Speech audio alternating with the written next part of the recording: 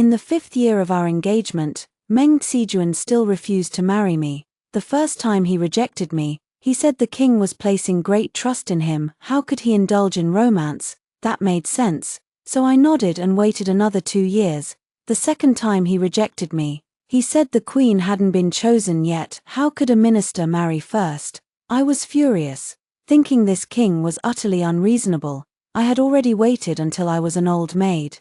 And he still wouldn't allow Meng Xijuan to marry me. I had a quarrel with Meng Xijuan and left home in a fit of anger.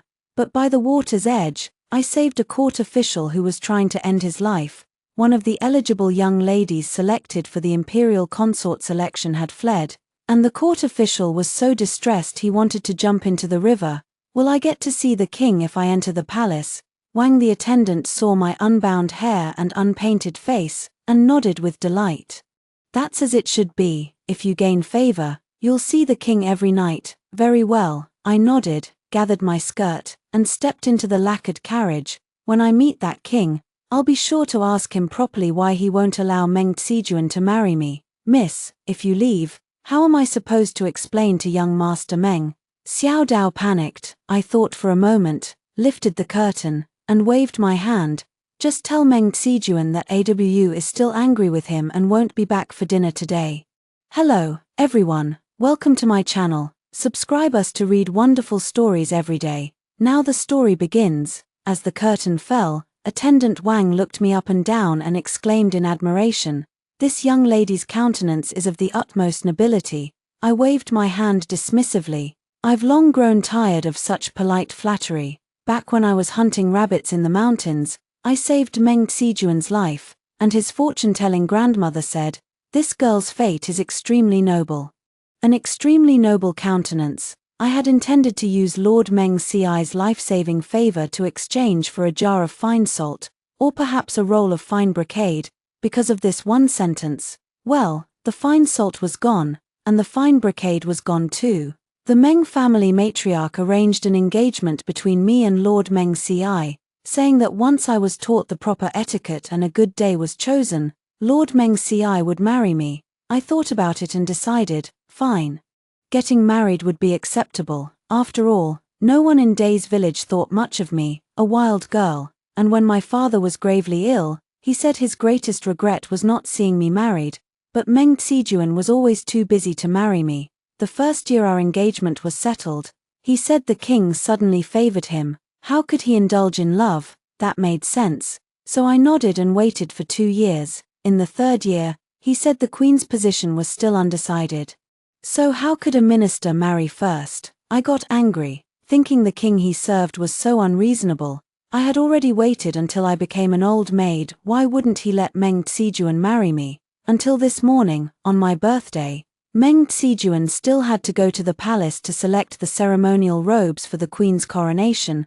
I wanted to make a fuss with Meng Xijuan. I stood with my hands on my hips and cursed all the ancestors of the king, but Meng Xijuan, with his indifferent nature, just gave me a weary glance and, before leaving, tossed out a remark. This time, is it hanging, drowning, or running away from home? Don't play any tricks, no matter how you act up. Come back to have dinner with grandmother before the evening meal, and I won't hold it against you. Thinking of this, I felt wronged, lowered my head, and my eyes reddened. Oh, what's wrong? Did I hit a nerve? Miss, Attendant Wang quickly handed me a handkerchief. I was too embarrassed to let him see. So I turned to look at the tassels on the curtain and said gloomily, AW isn't sad. AW has nothing to be sad about. Pa, Meng Xijuan. This time it's different. I won't be as pathetic as before, crying alone until dark, and then slinking back to the Meng family just because I was too hungry. I'm going to tell on you to the king you care about the most. Since the young lady entered the palace today, this servant will write a letter to your family tomorrow to reassure them. No need, no need. Xiao Dao will tell him, but won't your family be worried since you've left home? I shook my head.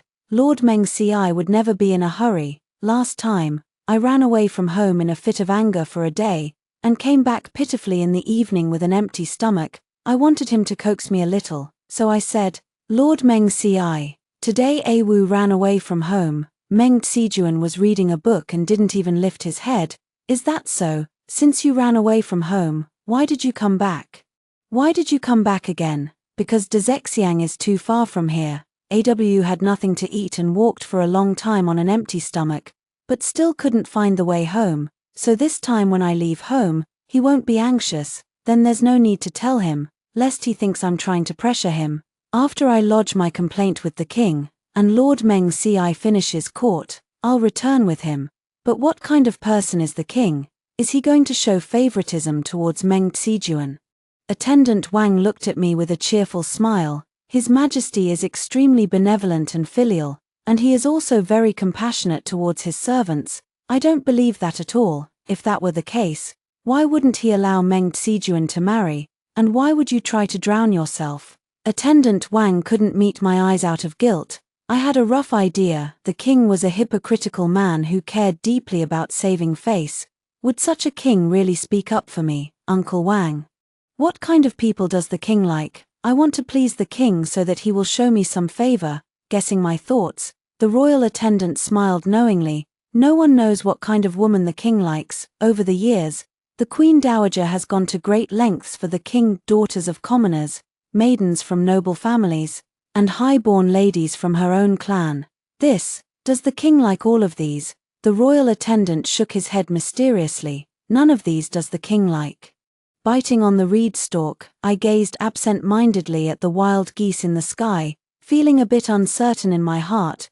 The dappled horse drank its fill of water, snorted, and nuzzled my face. Even if she felt unsure, AW had to give it a try. Just as father had once taught AW how to weave a fishing net, everything in this world can be learned. Do not say AW cannot, say AW is willing to learn. In the past, Meng Xijuan disliked my improper behavior, my lack of etiquette, and even how poorly I wore my robes, but AW was willing to learn, and she learned quickly. Later, even grandmother praised me for my excellent manners and how beautifully I wore my robes. If your Majesty does not like AW, then AW will learn to make your Majesty like her. The reeds by the water swayed gently in the wind. I soon became cheerful again. As the wind rustled the tree shadows, Official Wang looked at me with unconcealed affection and admiration. This humble servant is not skilled in divination or reading auras, and my face reading is often inaccurate, but I believe, Your Majesty will definitely like Miss AW. Miss AW got into someone else's carriage. I couldn't stop her. Xiao Dao looked at Meng Xijuan anxiously. Stop her? Why stop her? Let her go. Meng Xijuan irritably rubbed the space between his brows. Go attend to your duties. If grandmother asks, just say she isn't feeling well and has gone to bed early. AW had been with the Meng family for 5 years and had already pulled the running away from home stunt twice. This time, she had gotten smarter. She had bribed Xiao Dao and even claimed to have boarded someone else's carriage. He's getting better at making up stories. At least, the lampwick crackled twice, making Meng Xijuan wonder for no reason what good fortune might be coming his way soon. The first piece of good news was naturally that Wen Niang, whom he had adored since his youth, had fled the Imperial selection yesterday for his sake. This morning, he had spent the entire day busy under the pretense of helping the king select ceremonial robes, but in reality, it was to arrange a safe place for Wen Niang. Wen Niang and a Wu were naturally different. Wen Niang came from a noble background and could not be treated carelessly. The villa was hastily renovated. The maids serving her had to be chosen for their diligence and dedication. The robes and bedding must all be of the finest and most exquisite quality. When Niang sat by the bedside, her eyes brimming with tears as she looked at him, hesitating several times to speak out of shyness. Brother Xijuan, does the affection from back then still hold true? Wen Niang does not wish to enter the palace as a consort, but brother Xijuan already has a fiancé, and when Niang's heart is truly unsettled, how could AW compare to her? Over the past 5 years, she had found all sorts of excuses to delay their marriage again and again, hoping that AW would have the sense to pack up and return to Day's village on her own. If AW really left this time, it would be 2 good things at once, but AW had no such sense. A year ago, she had also run away from home in a fit of anger, but she couldn't even fake it convincingly. She didn't bring any clothes, didn't take any money, and didn't have a travel permit. It was clearly just a performance meant for me to see. Only grandmother took it seriously, worrying so much that she couldn't sleep and growing so anxious that she wanted to join the servants in searching for her. Sure enough, there was no need to look for her. She couldn't keep up the act and came back on her own. Who knows where she had been fooling around? Her shoes, socks, and skirt were all wet, and they were covered in mud. I was in the middle of reading and honestly couldn't be bothered to lift my eyes to look at her. AW said with a pitiful tone, Lord Meng-Ci, our Wu ran away from home today, so what? He had never cared about her affairs. Just like the time they went on an outing, she had excitedly pointed at a tree, saying that only the whistles made from its leaves could be understood by wild geese. Seeing her rustic demeanor, the other young nobles on the outing exchanged knowing glances and snickered. I made a complete fool of myself. Later, grandmother asked AW why she was in such a sorry state. She said, AW didn't mean to dirty her dress. AW didn't know the river in the capital was so long. I walked so far on an empty stomach and still couldn't find my way home. Don't blame the river chief, blame her for being a fool. She didn't take the main road, but walked along the riverbank.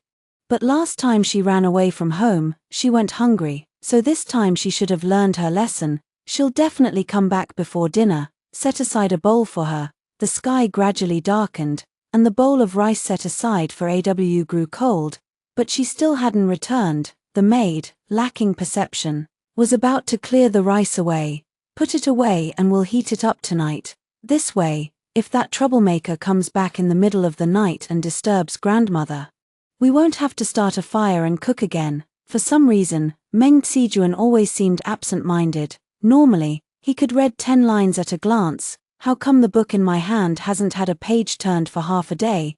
The door was gently knocked twice. Meng Xijuan felt a joy he himself hadn't noticed, yet pretended to be angry and said, What time is it? You still remember to come back, young master. It is your servant. It wasn't AW, but the servant Songyang. The cook came to ask if the young master is hungry, and whether the meal should be reheated. No need to reheat it. Let her eat a bowl of cold rice and freeze to death. Place the meal with the small stove outside the study. When the stove was delivered, a light rain had begun to fall outside. The wind had also picked up, causing the lamplight on the wall to sway gently. I wonder if the king will be concerned about the autumn floods during tomorrow's court session. He knew he should think about how to respond if the king asked about the autumn floods, yet for some reason, Meng Xijuan couldn't help but think that troublesome girl would probably come back with her skirt and shoes soaked again. By the time the lamp candle was flickering and nearly spent, Meng Xijuan had finally finished writing tomorrow's memorial. As the last word was written, the door was pushed open, letting in a roomful of damp air, just as I had expected. She couldn't keep up the act any longer and had come back drenched from the rain. AW stood outside the door, holding up her skirt, barefoot, revealing a glimpse of her calf. Just like the first time I saw her, she did not hesitate to tear off the hem of her skirt to bandage herself. A section of her calf was exposed, making him unsure where to look. The Awu before him was utterly innocent, unaware of the boundaries between men and women, like a lamb with damp eyes. Like the youngest daughter of a mountain spirit, she nimbly leaped into his embrace, hooked her arms around his neck, and tilted her head to look at him, her coquettish voice even carrying a hint of mist. Meng Xijuan, Awu has run away from home, as if guided by some unseen force. He found himself reaching out to hold her in his arms. The completed memorials on the table were all blown to the floor by the wind. His usually proud and elegant handwriting had been smudged by the moisture into ink blots. It was impossible to make out what was written anymore. The autumn rain was truly relentless and vexing, as if it wouldn't stop until it had drenched him completely. Meng Xijuan jolted awake. The room was silent, the candlelight brilliant, the memorials were neatly arranged, the handwriting upright and proper. There was no smudging, no unfinished writing. Just like AWU, who had never returned. Does Miss AW have a request for the king? Yes, I suddenly became cautious. Uncle Wang, do you know Meng Xijuan? Of course I know him. Minister Meng is the king's close attendant, and the king holds him in high regard. Whenever there are important matters, he is always summoned to the palace. Attendant Wang said with a smile. Is there something the matter? No, nothing, Miss AW. Whether you wish to secure a noble title for your family or have grievances to voice, you must wait until the king favors you before bringing it up.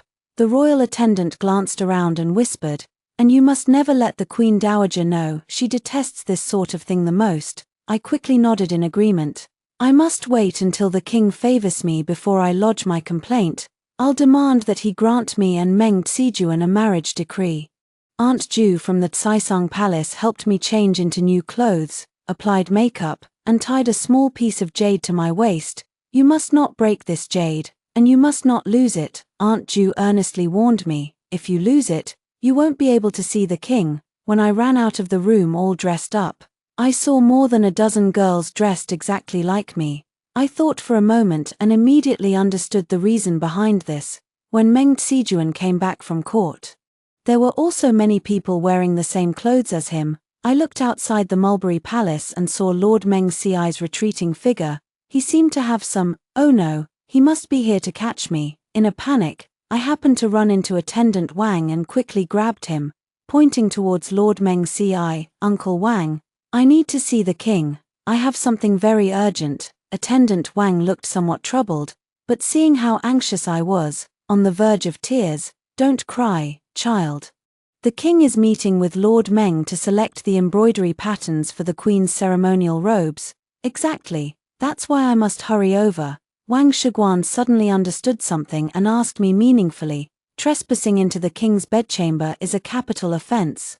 Is Miss AW willing to take a gamble? I nodded vigorously. Of course I'll take the gamble. I'm betting that I can run fast enough to lodge a complaint before Meng Xijuan. Forget it, my life was also given by you, miss. Attendant Wang finally sighed and pointed out a small path for me. Pass through those hibiscus flowers, and you'll reach the king's bathing pool, which connects to the king's bedchamber. Whether it leads to a dead end or to riches and honor, it all depends on your fate, miss. I ran through the hibiscus bushes, through the misty hot springs. In the resplendent palace, behind the shadowy gauze curtains, sat a man in dark robes. Your Majesty, just as the king was about to turn his head. A palace attendant knelt down to announce that Minister Meng was requesting an audience. I was so anxious I didn't know what to do. When I spotted a very large chest, I quickly hid inside the chest, quietly listening for any movement outside. The king glanced back at the chest, as if doubting what he had just heard, then turned and said, "Summon him." Meng Xijuan knelt respectfully at the foot of the steps and performed a ceremonial bow. I rarely see you, Xijuan, looking so travel-worn and weary. Is there something the matter? I am to be married. Yesterday, while organizing and purchasing the necessary items, I realized just how intricate the preparations for a wedding can be. My heart leaped with joy. Was Meng Xijuan going to marry me? I was so happy I could have jumped out of the box, ready to take Meng Xijuan home. But then Meng Xijuan spoke again. There is another matter that troubles me greatly. My sister has gone missing. Meng Xijuan has a sister. How come I didn't know about this? Yesterday, my younger sister went out with her maid. The maid was foolish and didn't know how to protect her mistress. My sister, being innocent and simple-minded, was abducted by a kidnapper and is still missing. Could the sister he mentioned be me? Then who is he going to marry? I couldn't spare a thought for these matters right now. The trunk was filled with clothes, and the heat had smeared the makeup on my face. But it's not a big issue. I've already ordered the servants to investigate. The urgent matter now is the queen's ceremonial dress. I noticed Meng Xijuan's gaze fall upon the trunk where I was hiding. As Meng Xijuan stepped closer to my hiding spot, I grew so anxious that I broke into a sweat. But before his hand could fall, the king's voice laughed behind him. No need to look. I have no preferred pattern, any choice is the same to me. Meng Xijuan withdrew his hand. I breathed a sigh of relief. There is nothing to attend to today. Xijuan, you may return. The king thought for a moment, then added, since you are burdened with many matters, I grant you 3 days of leave. Meng Xijuan repeatedly expressed his gratitude and withdrew. The king truly favored Meng Xijuan, granting him leave as soon as he heard he had matters to attend to. Come out, hidden inside the trunk. I looked around left and right, The silent, empty bedchamber held only the king. Is he speaking to me? I dare not go out. Suddenly, the gauze curtain was lifted. And the chest was opened. The person before me was dressed in dark robes, his eyes and brows warm with a gentle smile. Isn't it hot inside the trunk? I didn't mean to. I hurriedly climbed out of the trunk, trying to mimic Meng Xijuan's manner of bowing, but my legs had gone numb, and I ended up collapsing onto the ground. The jade pendant that Aunt Ju had fastened to my waist slipped off and shattered into 2 pieces. Seeing the jade broken, I was so anxious that tears fell. I wiped my tears with my sleeve, even staining the clothes I had just changed into.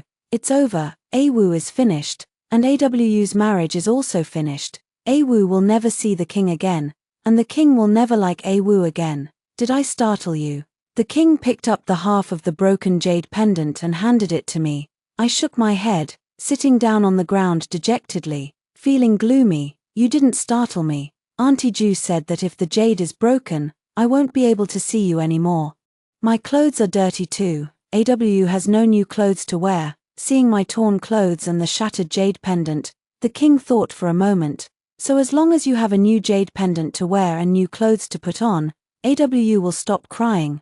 The king smiled warmly, unfastening a phoenix-patterned jade pendant from his waist and placing it in my hand, then pointed to the chest. Choose a dress you like from there, AW.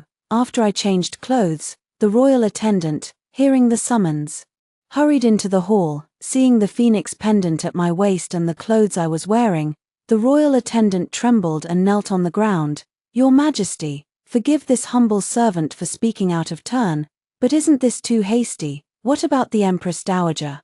The king waved his hand dismissively, pointed at my tear-streaked face, and laughed. Wang Bao, look at her crying face, what does it remind you of? The royal attendant timidly lifted his head to glance at me and also broke into a smile. You look like a little calico kitten. That night, I did not go to stay in the Silkworm Palace. The king did not lie to me. He said that as long as I didn't cry, I would be able to see him every day from then on. The palace attendants bathed and perfumed me. Aunt Ju beamed with joy, using a silk ribbon to loosely tie up my hair. The silk felt cool and smooth, and as it brushed against my neck, it always made me laugh. After looking me over from left to right, Aunt Ju felt something was still missing, so she loosened the collar of my dress a bit, a lower neckline, just a bit lower, and the king is sure to like it. The hall was brightly lit by candlelight, illuminating the king's features handsome and gentle, according to Wang Bao. AWU is from Day's village, the king said with a faint smile. Day's village is a wonderful place. Once, I was bitten by a venomous snake and thought I wouldn't survive, but a hunter from Day's village brought medicinal herbs, and I recovered. The king also knows about Day's village. I forgot all about lodging a complaint and immediately straightened my posture. There are many venomous snakes in Day's village, but AWU's father is very skilled at catching snakes. And AWU is not afraid of snakes either. If the king gets bitten by a snake again, don't worry, AWU knows the medicine for snake venom and will bring it to the king. The king listened to me patiently, a smile playing on his lips. I once wanted to tell Lord Meng Ci about the stories of Day's village too. They say the miasma in the mountains of Xianxia is purple, and there are mountain spirits riding red leopards. They say the leaf whistle my father taught me to play could even make the wild geese in the sky fly down to listen. They say that once when I got lost in the mountains, my father taught me that as long as I followed the water's edge, I would eventually find my way home at the foot of the mountain. But Meng Xijuan never listened to any of this. He would only coldly toss out a single sentence. If Xianxia is so wonderful, why do you linger here instead of returning? But the king would not. I mentioned the whistle that could make even wild geese descend to listen, and the king said he would very much like to hear it too. Having spoken so much, is AWU tired? If your majesty enjoys listening, AWU can talk all night long. The king was taken aback for a moment, tilting his head as he smiled dotingly. Then I can listen to AWU speak all night long too. The attending palace servants, however, grew drowsy and added another handful of incense to the burner. The incense burned so fiercely it made my whole body feel feverish, so I untied the silk ribbon that bound my hair. The king's gaze fell upon my face. then slid down to my slightly open collar. As the incense grew thicker, the king's gentle, watery eyes gradually deepened, like the abyss beneath a still pond that could drown a person, like a leopard hiding behind the hibiscus flowers, ready to sink its teeth into its prey's throat. "AW." The king called me in a low voice and extended his hand. I moved closer to the king, looking up at him, hoping to earn a little reward for myself. "Awu has been keeping you company for so long. So does your majesty like Awu a little more now?" Hearing my question, the king's deep eyes slightly widened in surprise, and his hand then rested on my head. The king patted my head and said with a smile, "Yes." I was overjoyed and quickly replied, "Awu is going to sleep now, so your majesty should go back and rest soon too. If your majesty wants to hear more, Awu will tell you another story tomorrow." The palace attendant's expression was complicated, as if wanting to say something. The king smiled indifferently. "I like Awu just as she is. Do not allow anyone to restrain her." The attendant repeatedly murmured in agreement. Watching the king's sedan chair fade into the distance, the royal attendant sighed. "My dear young mistress, you risked your life to earn His Majesty's pity. So why are you unwilling to keep him a little longer now? What if he gets angry and refuses to come again?" "He won't. The king said he'll come again tomorrow to listen to Awu's stories." Aunt Ju quietly kicked the royal attendant. "You don't understand anything. I think the king actually likes her very much. I'm afraid the Queen Dowager might not necessarily like Miss AW. I want to see what kind of enchantress you've chosen for the king, who managed to captivate him at first sight and even received the phoenix pendant from him." Wang Bao knelt at the foot of the steps, his back soaked with cold sweat. Behind the beaded curtain, the Queen Dowager glanced sideways at Wang Bao and sneered. She must have been raised by a noble family. In the future, she might well become a source of trouble from the maternal relatives. "Speak. Is she a woman from the Ji clan or the Wei clan?" "She is the daughter found and raised by a hunter from Day's village. When she was selected to enter the palace, the girl came alone. All these days in the palace, not even her parents or relatives have inquired about her." Wang Bao felt that the Queen Dowager's silence at this moment carried a hint of awkwardness. "Must be full of seductive charm. I must see for myself." "Where is she?" "At the gathering Mulberry Palace, when the Empress Dowager's palanquin arrived." The commoner women at the gathering Mulberry Palace were packing their belongings to return home. I was also packing my own clothes, as the king said that from now on I would be living permanently in the Reed Palace. "All of you, lift your heads and let me see who it is." Everyone knelt on the ground and raised their faces. The Queen Dowager sneered. "It's this one, isn't it? There's a bit of charm at the corners of the eyes, and just by looking, one can tell she's not a peaceful one." Wang Bao wiped the sweat from his brow, reporting to the Empress Dowager, "It's not her." No one dared to laugh at Empress Dowager Wang. Empress Dowager Wang coughed lightly in discomfort and glanced around once more. Finally, his gaze fell on my face, and he casually pointed at me. "This one looks obedient and rather pleasing to the eye. Let this one stay as well. How can the king's harem have only one enchantress?" Wang Bao felt his life was hanging by a thread, trembling. He prostrated himself on the ground and stammered, "Your Majesty, the person chosen by the king, is her." In the Queen Dowager's bedchamber, it was so quiet that even the sound of the incense wood cracking in the burner could be heard. "I do not wish to speak with you. Get out of my sight at once." I glanced at the tea and pastries on the table and whispered, "The Queen Dowager wishes to speak with AW." "What did you say?" The Queen Dowager glanced at me with disgust.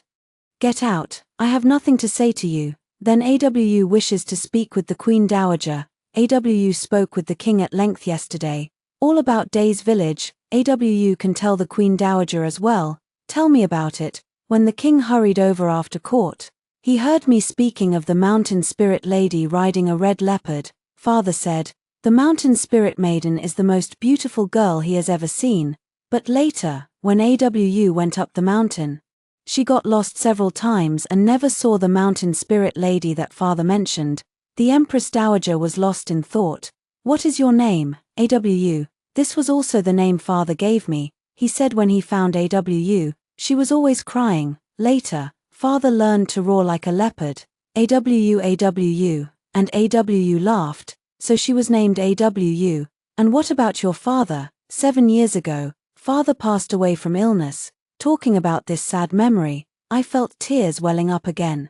Behind the beaded curtain, the Empress Dowager remained silent for a long while, not speaking a word. It was the king who barged in. Seeing me sitting there perfectly fine, enjoying tea and snacks, he finally breathed a sigh of relief. AW is simple and straightforward by nature. I hope your majesty will not hold it against her. Am I going to eat her? The Empress Dowager wearily rubbed her temples and waved her hand. I've been listening for half a day and I'm tired. You may leave. When I returned to Xianxia Palace with the king, the stars in the sky were sparse. The evening breeze carried the chill of autumn, brushing against my face and stirring a faint melancholy in my heart. How did Awu know that the Empress Dowager wanted to chat with you? There were 2 plates of pastries on the Empress Dowager's table. And even tea was brewed. I could smell it. It smelled so good. I blinked cleverly. Back at home, when unwelcome guests came, father wouldn't even brew water, let alone tea. The king suddenly smiled, as if relieved. Awu, stay and talk more with your mother. She also enjoys hearing you tell stories about Day's village. Why is that? Because when your mother was young, she also tamed a leopard, the king said with a smile. It was a red leopard that, aside from the hunter from Day's village who subdued it, would only obey her commands. So the Empress Dowager is so formidable. Yes, indeed, the Empress Dowager is a remarkable woman. Then what about the red leopard she tamed, and what happened to that hunter? The king suddenly smiled with a touch of melancholy. Later, the leopard was kept by the king in the deer park, lost its freedom, starved to death, and never returned to the great marsh. Awu had been missing for half a month, and Meng Xijuan still had no leads. Their grandmother was so worried that she fell ill, crying and urging Meng Xijuan to find her. You know Awu is naive and knows nothing. If she were abducted to a brothel or sold into slavery, how would she survive? She never left the city, yet no one has seen her. AW seemed to have vanished into thin air. Meng Xijuan was frantic. He inquired everywhere, from brothels to gambling dens, but there was still no trace of her. He hadn't had a good night's sleep in over 10 days. Either it was dreaming of AW standing by the water's edge with her skirt soaked, her eyes red-rimmed as she said she was returning to the great marsh, or it was dreaming of the innocent AW being teased and treated frivolously by someone, yet still looking at that person with a bewildered smile. He had also considered the worst possible outcome, that the autumn floodwaters were too swift, and AW had drowned. That maid Xiao Dao was always lazy and dishonest. When she was assigned to serve AW, she would seize any opportunity to slack off and bully her mistress. Only AW was easy to talk to, often bullied or stolen from by Xiao Dao. Yet she never knew how to hold it against her. So was she abducted, or did she slip and drown while playing by the water? Xiao Dao's words cannot be fully trusted. The most heartbreaking time was when an informant said that a brothel had taken in a young prostitute who bore some resemblance to AW's portrait. Meng Xijuan had just finished bathing, his hair still damp, when he grabbed his sword and hurried off. The horse neighed, the night dew dampening his clothes. The wind whistled past his ears as Meng Xijuan kept thinking, if it was AW, what would he do? She is your wife, so naturally you married her. Meng Xijuan was startled by his own thought, but as he calmed down, he couldn't help but curl the corners of his lips. Marry her? Yes, I'll marry her. Awu was his fiancée after all. As this thought arose, the moon broke through the clouds, illuminating his heart with sudden clarity. All these days without Awu, he had only now come to realize how lost and desolate he felt. Actually, from the first moment I met AW, when she rescued me from the mountains, I was already captivated at first sight. But I was too arrogant, always believing that AW, having grown up in the wilderness, was not worthy of me. What about Wen Niang then? Naturally, I must confess my fault to the king and then send her back home. This time in the selection, the king only kept one commoner-born lady of good family. And the usually strict Empress Dowager did not say a word. Everyone in the palace said that the king doted on that queen, even taking her along on the autumn hunt. It was thought that this would cause discord between the king and the Empress Dowager, but no one expected that the queen would actually win the Empress Dowager's favor. Both the king and the Empress Dowager were very satisfied with that queen, so it was likely that they would not investigate when Niang's escape. Sending someone to escort her home safely would fulfill the childhood neighborly affection from back in the day. The brothel at night was filled with decadent music. Behind the gauze curtain, the sound of a woman's weeping and screaming made Meng Xijuan's heart ache with distress. With one stroke of his sword, he severed the door lock and tore through the hanging gauze curtain. He took off his cloak and wrapped AW tightly in his embrace. "Don't be afraid, AW, I'll take you home. It was just a nightmare, don't cry." Meng Xijuan had a nature that favored cleanliness. He thought he would hesitate, retreat, and feel disgusted. But when he held AW tightly in his arms, all cowardly thoughts vanished, only heartache and self-blame remained. The one who had brought AW to such a state was none other than himself. If only he hadn't dragged her down again and again, if only he had married her without hesitation back then, she wouldn't have left in anger.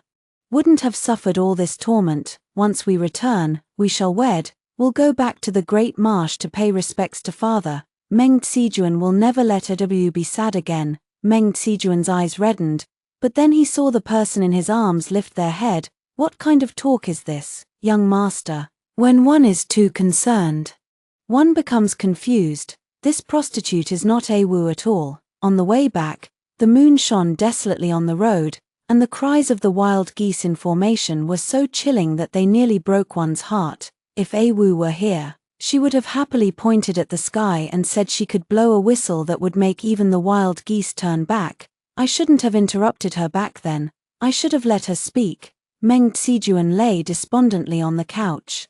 As Songyang informed him that an edict had just arrived from the palace, "Tomorrow is the autumn hunt, and His Majesty wants you to accompany him," he rubbed his temples, having no interest in the autumn hunt, yet he had to muster his spirits to attend the emperor. The next day, Meng Xijuan woke up late and hurried to the hunting grounds. Just then, the voices of the guards escorting the king and the retreating figure of the queen could be heard.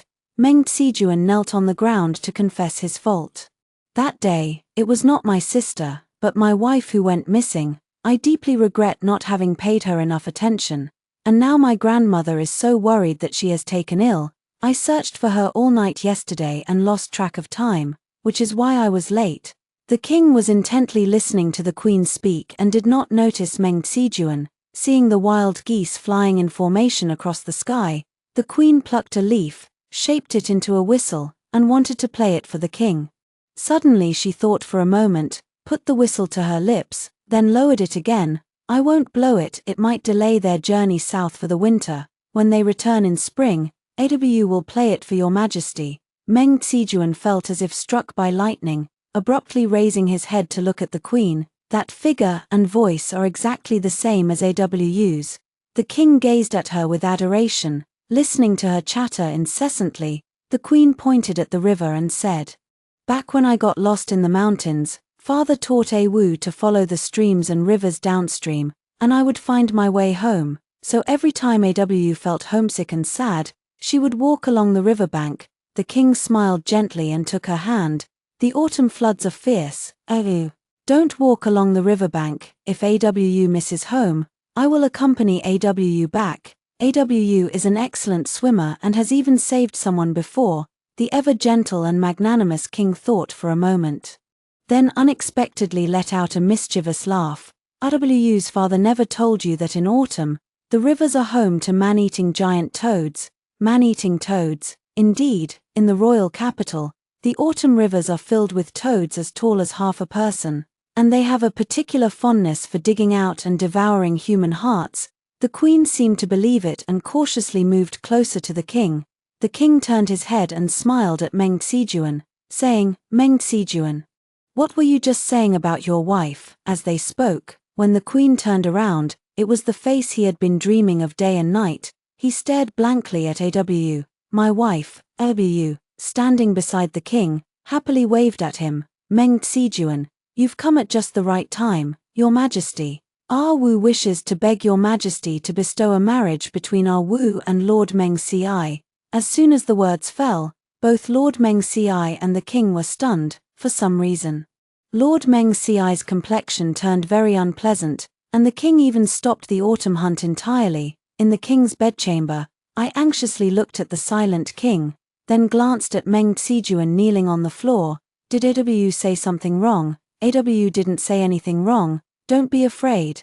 The king's eyes remained gentle as the phoenix pendant lay quietly in his palm. Do you understand the meaning of this phoenix pendant? I nodded. I do, since my jade pendant was broken. You gave me a better one, isn't that right? The king was stunned for a long moment, though he still wore a smile. There was an inexplicable trace of melancholy in his expression. AW is right. That is exactly what it means. I don't know why, but seeing the king so lonely, my heart aches and feels so sad. It's like being strangled by thorny vines, and then having my eyes pecked twice by wild geese. So Awu came to the palace to complain to me, wanting Meng Xijuan to marry you, is that it? Looking into the king's eyes, I don't know why. AW wanted to lie, wanted to say no, wanted the king's eyes not to look so desolate. But father said one must not lie, must not be a person who breaks promises. What you have agreed to do, you must follow through. 5 years ago, I promised my grandmother, and I also promised Meng Xijuan, that I would marry him. What you have agreed to do, you must follow through. There can be no going back, understood? Seeing my unease, the king wanted to reach out and pat my head, but seemed to think it inappropriate and withdrew his hand. I understand. The king placed the phoenix pendant and the leaf whistle he had just made during the autumn hunt into my hand. AW's heart is like a wild goose in the sky, free to fly wherever it wishes. The king and Aging both wish Awu to be free and happy. The king told me a few days ago, privately asking me not to address him as Your Majesty but to call him Aging instead. That phoenix pendant had been held in his hand for a long time, warm to the touch. I stared blankly at the king, not knowing why my eyes suddenly reddened. I wanted to reach out with my sleeve to wipe my eyes, but then I remembered that the king would no longer give me new clothes to wear. These are the clothes the king gave me. I must cherish them and not use them to wipe away tears. Instead, the king handed me a handkerchief and gently comforted me. AW, don't cry, AW has done nothing wrong. The king, recalling past events, pardoned Meng Xijuan for his offense. In the past, I kept a little kitten, but my mother strongly disapproved. She said that as a ruler, how could I indulge in trivial amusements? So I hid it in my bedchamber and secretly raised it. But later, when my mother came to check on my studies, I hid the kitten in a chest. My mother seemed to have noticed, and she deliberately stayed for a very, very long time. By the time she left, the kitten had suffocated to death. I realized back then that whether it be a kitten, a leopard, or a concubine, none are suited to be kept in the palace, nor should they remain by the king's side. When Meng Xijuan and I left the palace, the sky was dim, and a light, fine snow was falling. The wind carried snowflakes into the carriage, and Meng Xijuan, fearing I would catch cold, wanted to lower the curtain. I stubbornly refused, gazing longingly at the palace walls growing ever more distant behind us. Meng Xijuan held my hand tightly. As if he had recovered a lost treasure, he said that we would get married as soon as we returned, that the wedding dress would be made of the finest satin, the pastries would be filled with ample honey and sugar, and the wine for the banquet would be the most fragrant and aged brew. I couldn't take in a single word of what he was saying. I thought gloomily, if I leave, who will tell stories to Aging tonight? The wedding date is approaching, and I can see the Meng family decorating the place bit by bit, full of joy and festivity. Grandmother's illness has also improved, but I fell ill. After leaving the palace, I had a continuous fever for days and couldn't eat anything. 7 or 8 different doctors all said it wasn't an illness, and that I would recover as long as I was willing to eat.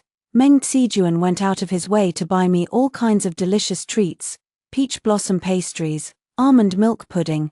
These are all my usual favorites. Meng Xijuan sat by the bedside, patiently feeding me bite by bite.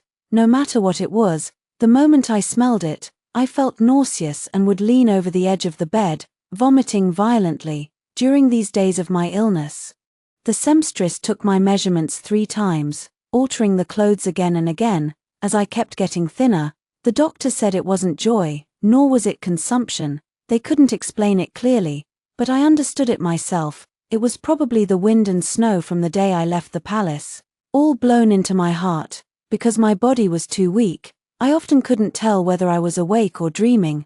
I clearly saw the warm spring flowers blooming, and the flocks of wild geese returning south passing overhead. When I held that withered leaf whistle and chased after the geese, I suddenly realized that I was thinly dressed and standing barefoot in the snow. The physician from the palace said it was a case of soul separation, requiring human blood as medicine. There was not a single patch of unblemished skin left on Meng Xijuan's arm. He anxiously asked the physician, "Can this illness be cured?" In the past, the Empress Dowager also suffered from soul separation syndrome, but she recovered after taking medicine. The physician paused his acupuncture needle and added that now the king has contracted the same illness, yet like AWU, he refuses to take medicine. "I've been trapped in a cocoon for so long that I can barely hear what others are saying, yet I clearly heard this. The king is also ill and refuses to take his medicine." I stared blankly at the snowstorm outside, and before I knew it, tears were streaming down my face. Amid the mournful howl of the blizzard, my illness flared up again. Ignoring the protests of the maids and Meng Xijuan, I stumbled and staggered my way out the door. They lied to me. Where is the snow? There is no wind or snow in sight. It's perfect weather, just right for going to see aging. A bright, clear moon in the sky illuminates a quietly flowing river for me. My aging, my king, is at the end of the river, smiling gently at me. Meng Xijuan tried hard to hold me back, but was stopped by my grandmother. "If you don't let AWU go, it will cost her life." Meng Xijuan stared blankly at my retreating figure. I was burning up with fever so badly that I actually saw Uncle Wang driving a carriage over. I stumbled and staggered, clutching at Uncle Wang's sleeve, crying so hard I could barely catch my breath. "Uncle Wang, AWU misses the king so much, but AWU is someone who breaks her promises. The king must hate AWU now." Uncle Wang held me close, his heart aching for me, and patted my back repeatedly. To my surprise, his voice also choked with emotion. "Child, don't cry, your sobbing is breaking this old man's heart. AWU must be delirious from the fever. The king has never disliked Miss AWU. AWU was probably going to die soon, because AWU had seen the king. When my father was dying of illness, I kept crying. Father said he saw the mountain spirit lady coming for him with a red leopard, and that he was going to live the good life he never had before. So AWU must be close to death too. To see the king she could only meet in her dreams. But why is the king in her dreams also ill?" The king held my hand as we slept together on the same bed. Though the unconscious king's hand was thin and warm, it surprisingly allowed me to sleep peacefully. The next day when I woke up, I was even able to eat both medicine and food. Even better, the physician said the king's pulse had stabilized. On the third day, the Empress Dowager summoned me. With a cold expression, she sighed, "I have truly been too indulgent with you and the king." Seeing my gaunt, emaciated face, the Empress Dowager ultimately refrained from speaking more harsh words. She sighed, "You know, AWU, being a queen is very difficult. Do you understand?" I nodded vigorously. "As long as I can stay by the king's side, AWU is willing to learn." The queen mother looked at me solemnly. "The queen must conduct herself with dignity and propriety," advised the king, "and spend the rest of her life within the palace walls, never acting on her own will. I do not wish to see a king who enjoys the offerings of his people yet abandons them, nor a queen who indulges in luxury and feasts but speaks endlessly of longing for the freedom of the countryside. I believe you can learn, but in the future, when the king has 3,000 beauties in his harem, will you not feel resentment? Will you have to learn to accept each and every one of them?" I had already thought through these matters clearly during my illness. When my mind was clouded, AWU couldn't articulate many grand principles. AWU only knew that when she used to hunt in the mountains with her father, she envied the farmers below. They didn't have to gamble on the day's luck, hoping rabbits and wild boars would fall into traps, because the land wouldn't deceive them. As long as they sowed seeds, crops would grow. And farmers wouldn't go hungry like hunters when luck turned against them. Later, the farmers below told AWU that they envied her and her father. The game grew on its own in the mountains. Setting traps was so effortless. and the pelts they hunted could keep them warm. They didn't have to tend to crops like serving their ancestors, guarding against natural disasters and pests, worrying about cheap rice and heavy taxes, and lacking warm clothes to survive the winter. Awu understood in her heart that whether farmers or hunters, commoners' wives or queens in the palace, no one in this world could have the best of both worlds, being able to see the king every day, eat fine rice, and wear good clothes was already an immense blessing for Awu. To be any greedier would be to invite divine punishment. As for the 3,000 beauties in the harem, AWU has already made up her mind. If winter comes, AWU's heart is like a wild goose, free to fly wherever it wishes. Mother Empress, with 3,000 beauties in the harem, you think of aging as so wicked, and you view AWU as so lowly. I suddenly turned my head around. My king, my aging, clad in thin garments, was weakly supported by the palace attendants. He stood in the warm winter light, not hiding the admiration in his eyes, and smiled at me, saying, Awu spoke very well. Aging heard it all. My tears once again refused to obey. The king laughed at me. Don't cry, AWU, you'll turn into a little flower cat again. The Empress Dowager kept me for dinner and ordered the king to return to his bedchamber to take his medicine. The Empress Dowager is truly an impressive person. She even knew that I love peach blossom pastries and almond curd. Seeing my adoring gaze, the Empress Dowager curled her lips into a cold, indifferent smile. It's fine if AWU likes to eat these things, but she must not develop a taste for pickled fish. Why can't she eat pickled fish? Small fish fried and then marinated in wine, how fragrant they are. The kitten stole some fermented fish and got so drunk it seemed dead. The Empress Dowager had drunk a bit too much, and her hand trembled as she lifted the wine cup, revealing a fresh, unhealed wound beneath her sleeve. She sighed with melancholy. Ah Jing, do you also think of your mother as so wicked? Did the Queen Mother give you a hard time? The Empress Dowager is a very kind person. She has thought of many things for AWU. You don't have to learn all those rules the Queen Mother mentioned if you don't want to. In the Xianxia Palace, the flickering candlelight illuminated my king, whose features were so handsome they made my heart tremble. The Empress Dowager wants AWU to learn etiquette, and AWU is not sad. I lowered my head and suddenly realized I was stammering too, but when she told AWU not to like the king, AWU felt so sad. The palace maid adding incense lowered her head, unable to hold back a laugh. My king blushed, cleared his throat lightly, and dismissed the attending palace servants. Once again, only Ah Jing and I were left in the hall. I remembered what the healer said, that the king refused to take his medicine. Since you're ill, why won't you take your medicine? What is Ah Jing thinking about? The king looked at me with a smile. When I'm gravely ill, I often dream of Ah Wu. In a dream where I was bitten by a poisonous snake, the girl AWU from Xianxia came with medicinal herbs to see Ah Jing. In a dream of spring warmth and blooming flowers, AWU plucked a leaf whistle and played it for Ah Jing. The dream he described was no different from mine. To stay with Ah Jing for a lifetime, to be Ah Jing's queen. Do you understand what it means, AWU? AWU understands. It's not about receiving the phoenix pendant, nor about wearing the queen's robe. It's about AWU being willing to learn earnestly, and about aging being willing to teach earnestly. It's a story that AWU would never tire of telling, and one that aging would never tire of hearing. Speaking of aging teaching earnestly and AWU learning diligently, I just remembered that day, after the king heard the story, he returned to his bedchamber. The next day, Aunt Ju gave me a booklet, saying that if I mastered what was inside, the king would come to like AWU.